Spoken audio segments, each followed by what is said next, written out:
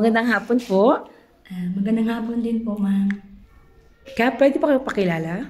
Sige. Ako po si Cherry Lee Lakian, and newly elected barangay official, so barangay chairman dito sa Tenga, Manubol, Bandaming, Sulu. Pwede kong bikwentuhan, ma'am. Paano kayo nabubuhay dito sa inyong barangay? Kamusta ang peace and order? Ang hanap buhay po namin dito, karamihan po dito, ma'am, mangingisda po sila, yung mga kalalakihan po. At saka may mga hanap buhay din na tulad ng mga nagtitinda, mga tindahan. At may nagbibenta din ng mga food vendor o mga sari-sari store, meron din. So, ma'am, nakita namin may school kayo dito. Meron din naman po, pero nasa ibang barangay siya. Pero kahit ibang barangay po, tumutulong kayo. Bali 3 na din po kami. Nagsusupport. Nagsusupport din sa school po. Opo. So, ma'am, meron kayong health center dito?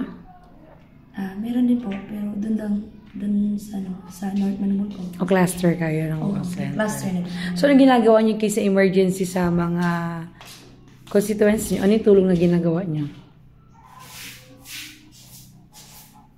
Ano po yun mo? Anong ginagawa niyo pong tulong sa riot? In case ng emergency, anong tulong na binibigay niyo sa riot ninyo? Kung may sakit?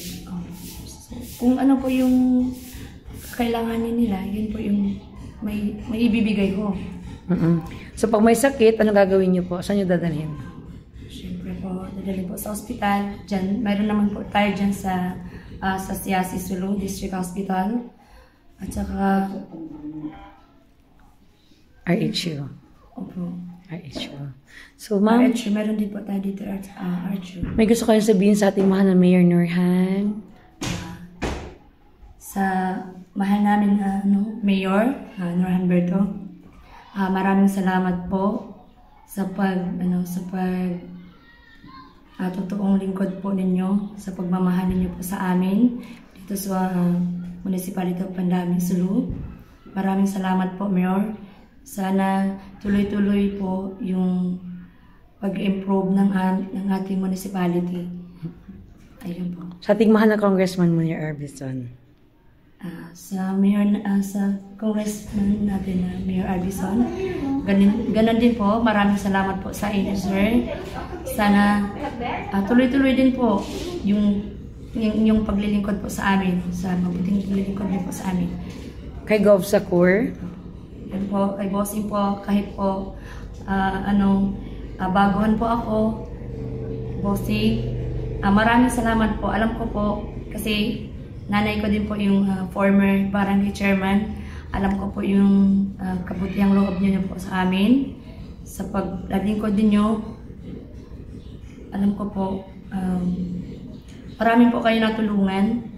At sana po, tuloy-tuloy din po yung pagtulong niyo po sa amin. Dito po sa Sulu. So, meron kayong gustong hingin tulong or panawagan sa ating BARM government? Pagkakataon niyo na po, sabihin niyo po anong gusto niyo hingin sa BARM, anong gusto niyo tulong?